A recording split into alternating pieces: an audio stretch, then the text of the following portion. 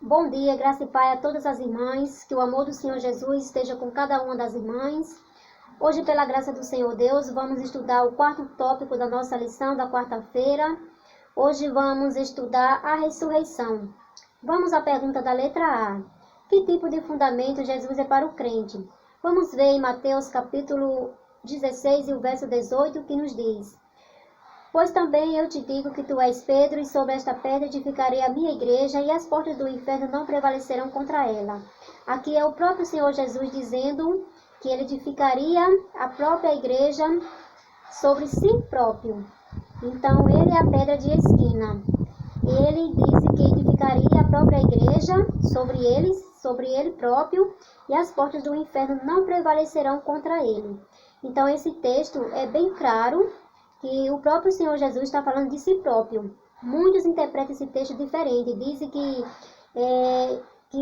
Pedro, que Jesus edificou a igreja sobre Pedro. Mas muitos não compreendem esse texto que está falando do próprio Senhor Jesus. Ele edificou a igreja sobre ele próprio. Então as portas do inferno não podem prevalecer contra o Senhor Jesus. Porque se estivesse falando a respeito de Pedro, então as portas do inferno prevaleceram contra Pedro, quando ele negou o próprio Senhor Jesus. Então esse texto não aplica a Pedro, mas sim ao próprio Jesus, porque ele morreu, ressuscitou e venceu o império da morte, e as portas do inferno não prevaleceram contra ele. Vamos à pergunta da letra B. Qual é a importância de um Salvador vivo para a nossa fé? 1 Coríntios, capítulo 15, do 12 ao 20, é um texto bem comprido, mas eu vou ler do verso 17 ao 20. E se Cristo não ressuscitou, é vã a vossa fé, e ainda permanecei nos vossos pecados. E também os que dormiram em Cristo estão perdidos. Se esperamos em Cristo só nesta vida, somos mais miseráveis de todos os homens. Mas agora Cristo ressuscitou dos mortos, e foi feito as primícias do que dormem. Então vemos aqui a importância de crermos que Jesus ressuscitou dos mortos.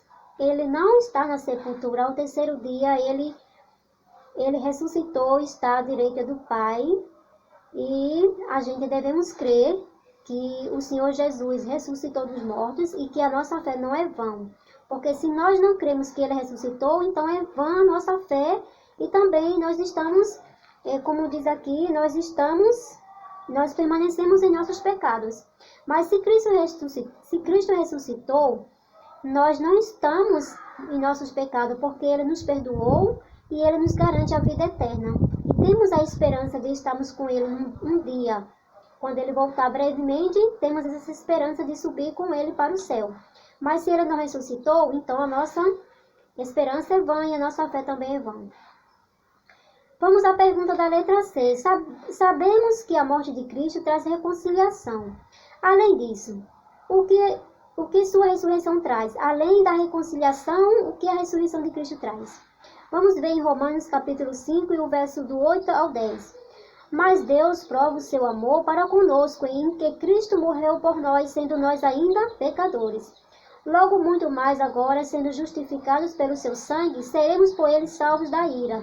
Porque se nós, sendo inimigos, fomos reconciliados com Deus pela morte de seu Filho, muito mais estando já reconciliados, seremos salvos pela sua vida.